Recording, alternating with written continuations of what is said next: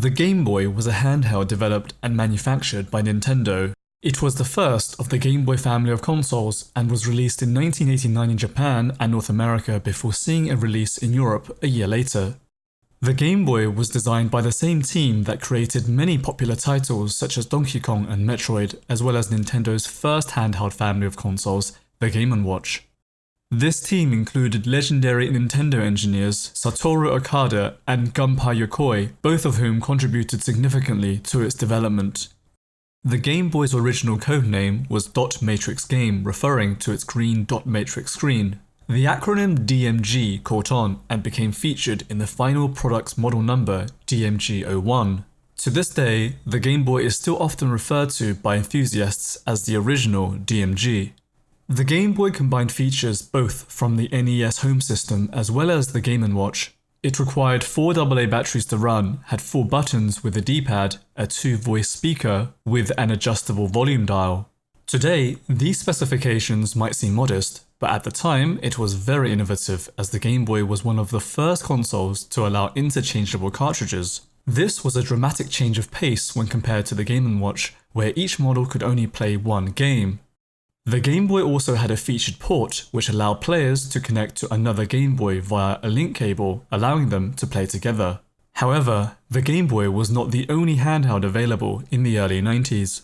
Its main competition was the Sega Game Gear, the Atari Lynx, and the NEC Turbo Express. While most of its competition used high-quality 16-bit processors with a color screen, the Game Boy used a low-powered 8-bit processor and featured a budget, low-contrast monochrome screen. While this made the Game Boy inferior in terms of technical prowess, it did help its battery life, reliability, and price point. In addition, the Game Gear and Atari Lynx suffered from a very short battery life, averaging just around 4 hours. On the other hand, the Game Boy could be played for up to 35 hours non-stop. Interestingly, the Game Boy was also significantly more durable, making it a much more reliable console comparatively. After release, the DMG was extremely successful. It sold out in just 2 weeks in Japan, selling all 300,000 units of its stock reserve. The same was true in the United States, with the Game Boy selling 40,000 units in the first day of its release. With this success, Nintendo had shown the world that despite other handhelds having superior specifications, a stronger library of games with reliable hardware was far more important. At launch, the Game Boy could either be bought as a standalone unit or with bundled games such as Alleyway, Baseball, Tennis, Tetris, or Super Mario Land. The latter two were very popular, especially Tetris, which sold over 35 million copies worldwide and is to this day one of the most popular video games of all time.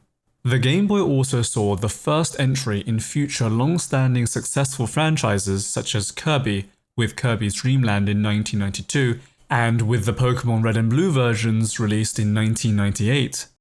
Pokémon, as most of us know, was one of the most popular games on the system and sold a combined 31 million copies, or 45 million if one were to include sales of the later Pokémon Yellow.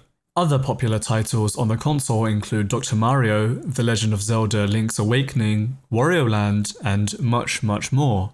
Aside from these titles, the Game Boy had a vast library of games with a total of just over 1,000. While many of them only saw release in Japan, the Game Boy's lack of region lock allowed them to be played on Game Boys from other regions. In terms of aesthetics, the Game Boy was originally only released in its grey colour scheme. It wasn't until 1995 that Nintendo started their Play It Loud campaign, also known as Game Boy Bros in Japan. Play It Loud units were manufactured in red, green, black, yellow, white, blue, and clear. Some of these colours were harder to find than others. For example, blue was a Europe-only release, while white was mostly found in Japan as well as the UK. There is also a rare Manchester United Game Boy in red, which was released alongside other Play It Loud models in the UK.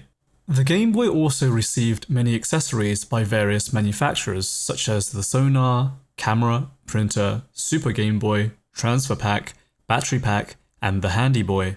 Unfortunately, most of them only saw mild success.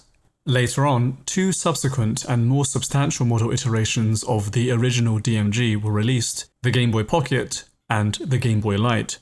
The Game Boy Pocket was released in 1996. It was a smaller, lighter unit which required fewer batteries than the original Game Boy.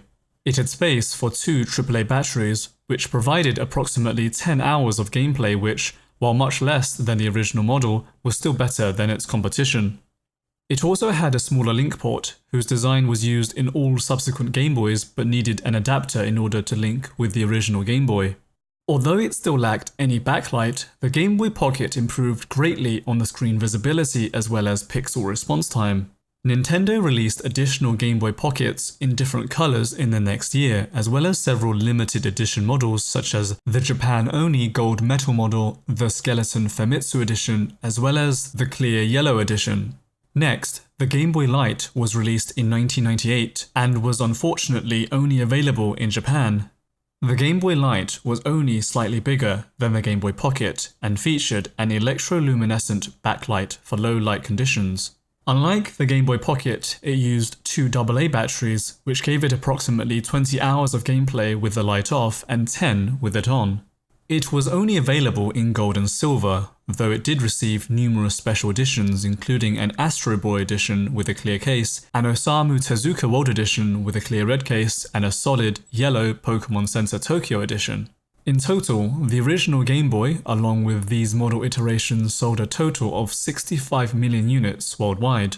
It remains to this day one of the most iconic and popular video game consoles of all time. While many look back fondly with nostalgic memories, the fact of the matter is, the Game Boy showed the world the potential of handheld gaming and was undoubtedly a genre-defining moment in gaming history.